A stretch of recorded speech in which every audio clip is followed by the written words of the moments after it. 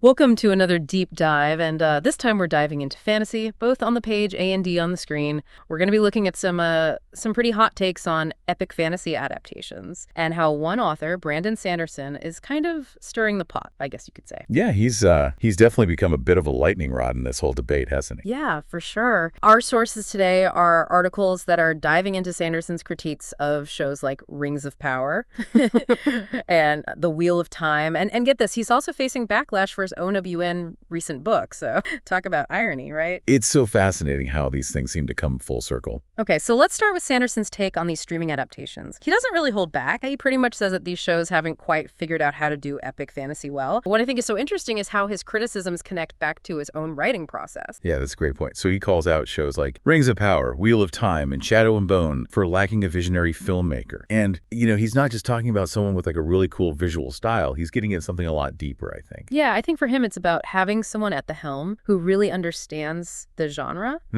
and what makes these stories work. And he seems to think that that missing ingredient is leading to these adaptations that feel shallow or generic, even when they have these huge budgets behind them. Right, exactly. He's so well known for his incredibly detailed world building and like complex magic systems. So when he sees these adaptations kind of glossing over those elements or, even changing them drastically, it's almost as if they're missing like the heart of what makes those stories so special. Yeah, and it makes me think about how much of Sanderson's success as an author comes from his ability to just completely immerse readers in his world. Like, would you agree with that? Absolutely. I mean, Mez's books are known for being super dense, but that's because he really does meticulously craft every detail. And, that level of depth really does translate into a much richer reading experience.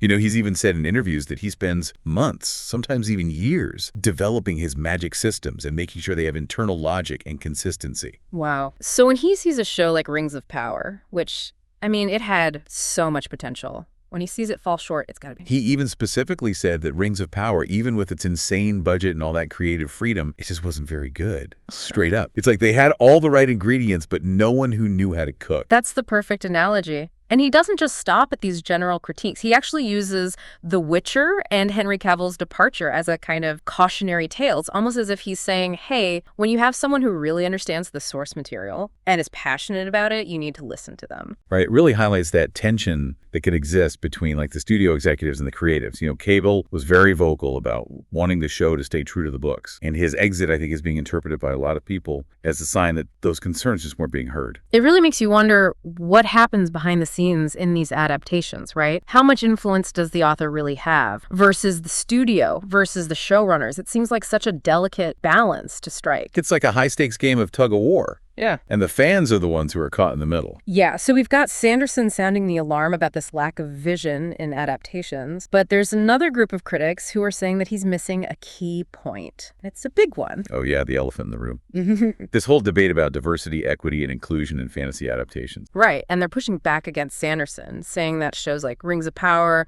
Wheel of Time, and even House of the Dragon have actually alienated some fans with what they're calling bizarre diversity castings and storylines that seem to prioritize diversity issues over staying true to the source material. They're seeing these changes as distractions from the core focus, which should be the story itself. And they use terms like modern writing to describe what they see as a problem. But to be honest, I'm not totally clear on what they mean by that. Like, what do you think they're getting at? That's a good question. And it's one that's at the heart of a lot of these debates. I think what they're referring to is a shift in storytelling, a shift that puts contemporary social themes over more traditional fantasy elements. Okay, so it's not just about the casting, it's about how the story itself is being told and the messages it might be conveying. Exactly. They're saying that this focus on diversity sometimes feels forced or out of place in these fantasy worlds, and that can lead to dialogue or situations that just feel jarring or inauthentic to them. And this is where things get really interesting. Because remember how Sanderson has been criticizing those other adaptations? Well, guess what? He's now facing heat for his own WN latest book, Wind and Truth. Oh, the irony. Right. It's palpable. Some fans are actually accusing him of, you guessed it, pushing a leftist agenda. Yeah. Particularly around the introduction of LGBTQ plus themes. It's like the tables have turned. They see these parallels between what Sanderson is doing in Wind and Truth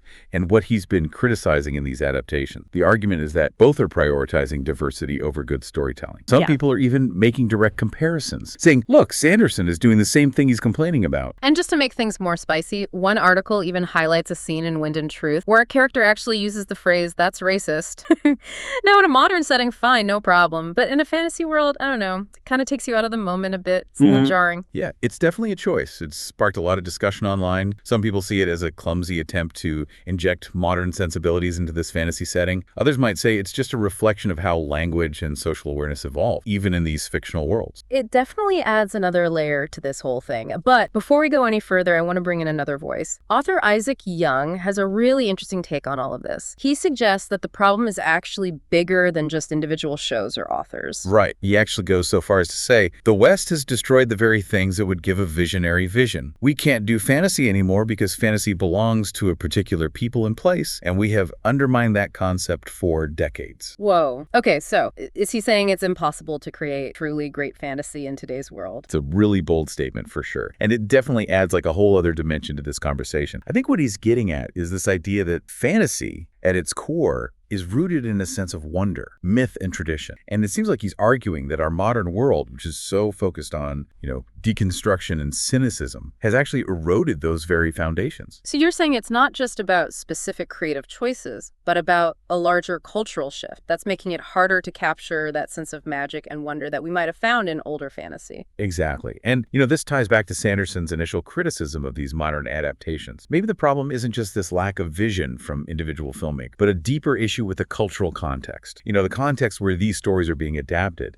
Maybe the very things that made these stories so powerful back in the day are now harder to translate to a modern audience. That is such an interesting point, and it makes me wonder, what does this mean for Sanderson and the future of his own work? Well, he's been very clear about one thing. He wants creative control. In fact, he said he wouldn't allow a Stormlight archive adaptation unless he could write the dialogue himself. Which is kind of funny considering the criticism he's getting for his dialogue in Wind and Truth. Right. Almost like maybe a fresh perspective wouldn't hurt. It really does add another layer to this whole thing. But it also shows how passionate fans are about these stories and how invested they are in seeing them adapted well. And it raises this question of whether there even a way to bridge this divide between honoring the source material and making it resonate with people today. This whole creative control thing makes his upcoming project even more interesting. So he's developing Tess and the Emerald Sea into an animated film. What are your thoughts on that? I think it's a really smart move. Yeah. Animation kind of sidesteps some of these really tricky adaptation problems. You're not limited by casting choices or real-world locations. You can basically create whatever you can imagine. So it might actually be the perfect medium for Sanderson, who's known for his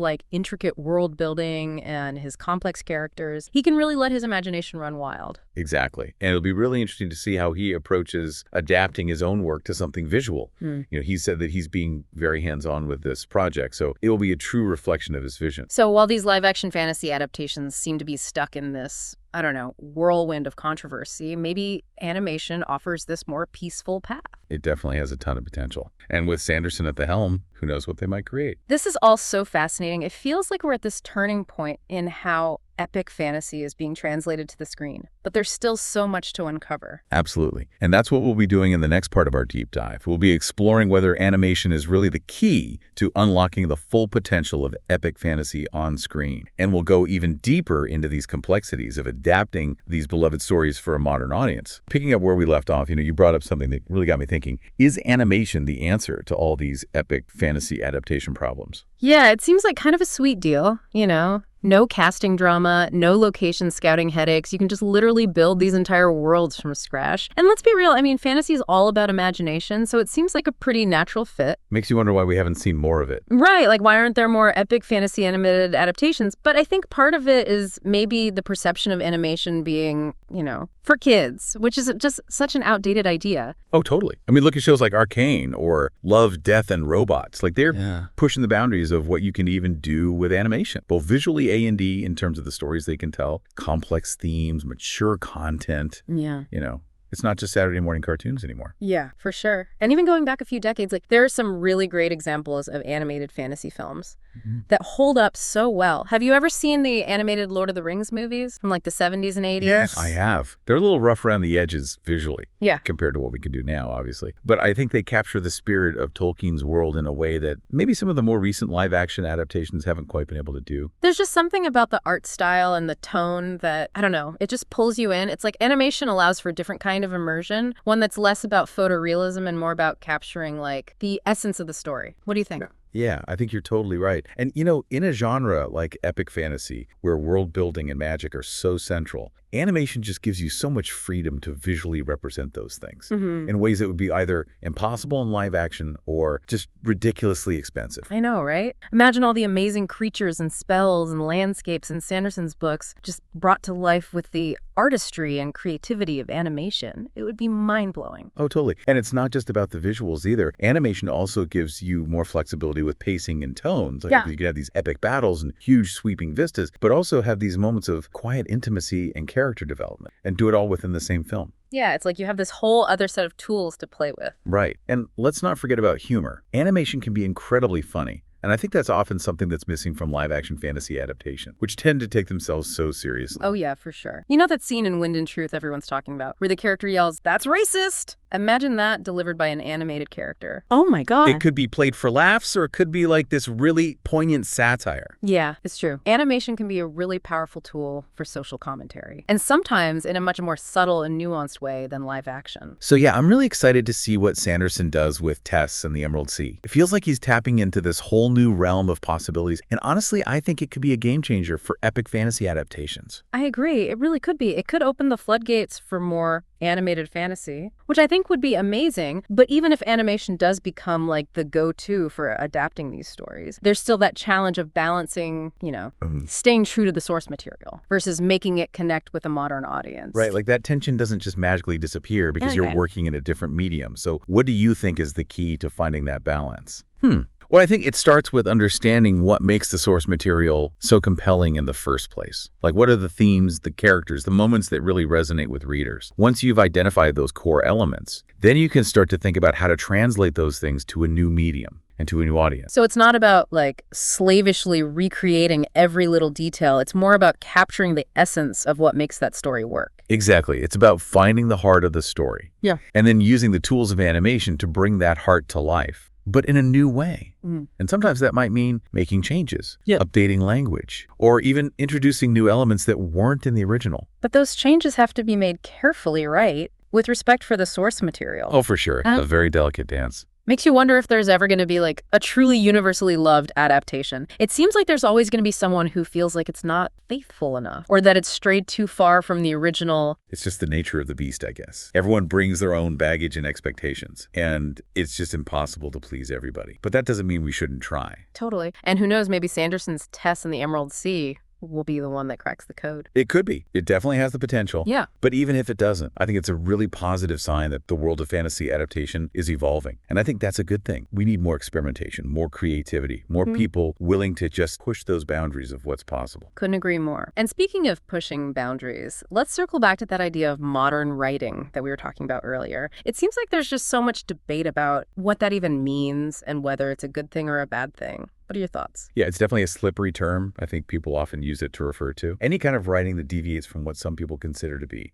traditional or classic fantasy. But language evolves. Storytelling evolves. And I think it's really important for fantasy to evolve with it. So you're saying it's not necessarily a bad thing to incorporate like modern sensibilities or themes into fantasy? No, not at all. I actually think it can make those stories feel more relevant and relatable to audiences today. Yeah. But it has to be done in a way that feels organic and thoughtful. It can't feel forced. Like you're just shoehorning it in to be modern. Yeah, it's about finding that sweet spot where you're honoring the spirit of the genre, but also pushing it forward in new and interesting directions. Exactly. That's where the real magic happens. When you can take something familiar and make it feel fresh and exciting, but without losing what made it so special in the first place. Well said. I think that's the perfect segue into our next topic. The cultural landscape, where all of these adaptations are being created. Remember that quote from Isaac Young? He seemed to be saying that something fundamental has shifted in our relationship to fantasy, and that it's impacting impacting our ability to create truly great adaptations. Right. It's a pretty provocative idea, and I think it's worth unpacking a bit more. So he said, the West has destroyed the very things that would give a visionary vision. We can't do fantasy anymore because fantasy belongs to a particular people and place, and we have undermined that concept for decades. What do you think he meant by that? I think he's getting at this idea that fantasy at its core is about myth-making. You know, it's about tapping into something ancient and primal within us, this sense of wonder and awe at the unknown. But he seems to be arguing that the modern world, with its focus on rationality and deconstruction, has made it really difficult to embrace that kind of mythic thinking. It's like we've lost touch with the magic, both literally and figuratively. And maybe that's why so many of these adaptations feel, I don't know, hollow or derivative. It's like they're trying to recreate these surface elements of fantasy without really understanding those deeper currents, the things that give it its power. It's like they're building a castle on a foundation of sand. Perfect analogy. But if that's true, then where do we go from here? Is it even possible to create truly great fantasy in a world that's become so disenchanted? That's the million-dollar question, isn't it? I think it's definitely a challenge, but it's not impossible. I think it requires a conscious effort to reclaim that sense of wonder and mystery, both as creators and as consumers. So it's not just about the stories themselves, it's about how we approach them. Exactly. It's about cultivating a mindset that's open to the possibility of magic. Yeah. Even in a world that's constantly trying to explain everything away. And maybe that's where animation comes in. Maybe animation, just by its very nature, allows us to tap into that sense of wonder and possibility more easily than live action. It's definitely an interesting thought. Maybe animation is the key to bridging that gap between the ancient and the modern. Yeah. The mythic and the rational. I like that. It's like animation allows us to step outside the boundaries of the everyday world and into this realm where literally anything is possible. And in that realm,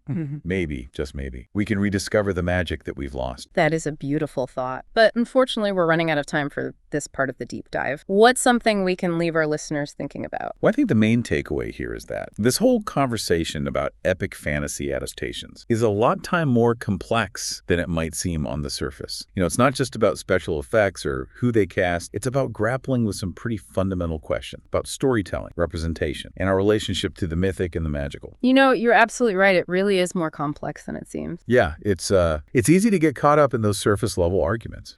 But I think when you start digging a little deeper, you realize there are some really big questions at play here. Okay, so we've talked about Sanderson's critiques of the live action adaptations, the pushback he's getting for his own work, and this potential for animation to really shake things up. So where do we go from here? What does this all mean for the future of fantasy? Well, I think it's important to remember that this is a genre that's in transition. Epic fantasy isn't this niche interest anymore. It's mainstream. And that means there are a lot more perspectives, a lot more expectations, and yeah, even disagreements. It's like fantasy has grown up, and now it's having a bit of an identity crisis. I love that. That's a great way to put it. And I think it's a natural part of how any genre evolves. As it becomes more popular, it's going to attract new voices, new interpretations. And that's a good thing, right? I mean, it means more people are engaging with these stories, bringing their own experiences and ideas to the table. For sure, it can lead to a much richer and more diverse kind of fantasy storytelling, but it also means there's going to be more friction, more debate, more push and pull between the people who want to keep things the same and those who are pushing for change. And you know, those debates can get pretty intense,